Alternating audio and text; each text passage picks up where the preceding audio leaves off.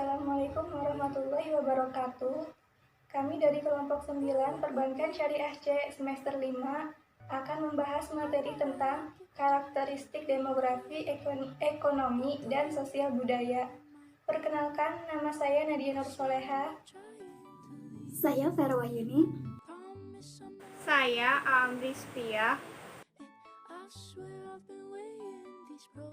Yang pertama, pengertian demografi, ekonomi, dan sosial konsumen. Pengertian demografi. Demografi berasal dari bahasa Yunani yang berarti demos, yaitu rakyat atau penduduk, dan graphein, yaitu menulis. Jadi, demografi adalah tulisan atau karangan mengenai rakyat atau penduduk. Demografi adalah studi tentang penduduk, khususnya mengenai kelahiran, perkawinan, kematian, dan perpindahan. Studi ini menyangkut jumlah, persebaran geografis, komposisi penduduk, dan perubahannya dari waktu ke waktu. Pengertian ekonomi.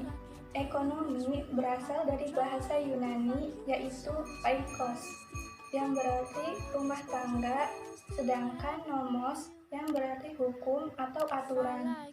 Jadi, ekonomi merupakan ilmu sosial yang mempelajari kegiatan manusia yang berkaitan dengan konsumsi, distribusi, sampai produksi pada barang dan jasa. Dilihat dari sudut pandang perilaku konsumen, ekonomi adalah ilmu yang mempelajari perilaku manusia dalam memilih dan menciptakan kemakmuran. Intinya, masalah ekonomi adalah adanya ketidakseimbangan antara kebutuhan manusia yang tidak terbatas dengan alat pemuas kebutuhan yang terbatas. Pengertian sosial konsumen. Sosial konsumen merupakan segala perilaku manusia yang menggambarkan hubungan non-individualis. Pengertian sosial konsumen ini merujuk pada hubungan manusia dalam kemasyarakatan dan hubungan antar manusia dengan kelompok. Karakteristik demografi, ekonomi, dan sosial konsumen. Karakteristik demografi adalah ciri yang menggambarkan perbedaan masyarakat berdasarkan usia, jenis kelamin, pekerjaan, jenis keluarga, status pernikahan, lokasi geografi, dan kelas sosial. Karakteristik ekonomi adalah hal yang menggambarkan pendapatan, pengeluaran rumah tangga, serta penggunaan kredit dan kartu kredit sebagai sumber daya ekonomi konsumen. Karakteristik sosial konsumen adalah status yang menunjukkan kedudukan konsumen dalam kelas sosial konsumen tertentu, dipengaruhi oleh faktor ekonomi, interaksi, dan politik. Selanjutnya, materi yang ketiga yaitu materi mengenai demografi dan subbudaya konsumen. Demografi merupakan karakteristik yang terdiri dari suatu penduduk. Nah, meliputi apa saja sih demografi tersebut? Demografi meliputi budaya, suku, ras, agama, usia, dan jenis kelamin. Menurut Profesor Dr. Insinyur Ujang Sumarwan MSc mengatakan, suatu budaya terdiri dari beberapa kelompok yang dicirikan oleh adanya perbedaan perilaku yang didasarkan kepada perbedaan karakteristik sosial, ekonomi, dan demografi konsumen. Konsep subbudaya sangat terkait dengan demografi, dan demografi tersebut menggambarkan karakteristik suatu penduduk. Salah satu variabel demografi adalah suku. Materi selanjutnya yaitu mengenai karakteristik demografi dan subbudaya di Indonesia. Contoh karakteristik demografi yang pertama yaitu usia. Seperti yang bisa dilihat di tabel di atas, contoh subbudaya dari usia antara lain anak-anak, remaja, dewasa, dan lansia. Selanjutnya, karakteristik demografi dilihat dari agama. Contoh subbudayanya yaitu ada Islam, Kristen, Hindu, Buddha, dan lain sebagainya. Selanjutnya yang ketiga yaitu suku bangsa. Contoh subbudayanya yaitu Sunda, Jawa, Bali, dan sebagainya. Selanjutnya bisa dilihat lebih lengkap di tabel di atas ya.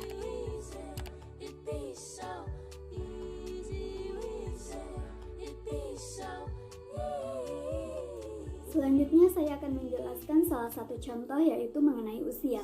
Konsumen yang berbeda usia akan mengkonsumsi produk dan jasa yang berbeda pula. Perbedaan usia juga akan mengakibatkan perbedaan selera dan kesukaan terhadap suatu merek. Dari sisi pemasaran, perlu mengetahui dengan pasti apakah usia dijadikan dasar untuk segmentasi pasar suatu produk tersebut. Pemasar juga harus memahami apa kebutuhan konsumen dengan berbagai usia, kemudian membuat beragam produk yang bisa memenuhi kebutuhan pasar. Oleh karena itu, pemasar harus memilih kelompok umur konsumen yang akan menjadi target pasarnya. Sebagai contoh, di sini saya akan memberikan suatu produk susu Zee yang mempromosikan produknya untuk memenuhi kebutuhan nutrisi bagi konsumen dengan usia yang berbeda. Sebagai contoh, Kids Zee untuk usia 5-8 tahun, kemudian ada Twin Zee untuk usia 9-12 tahun, dan yang terakhir ada Teen Zee untuk usia 13-18 tahun. Karakteristik ekonomi konsumen. Adapun karakteristik ekonomi konsumen dibagi ke dalam 4 bagian, yaitu yang pertama, pendapatan. Pendapatan merupakan sumber daya material yang sangat penting bagi konsumen. Yang kedua, pengukuran pendapatan.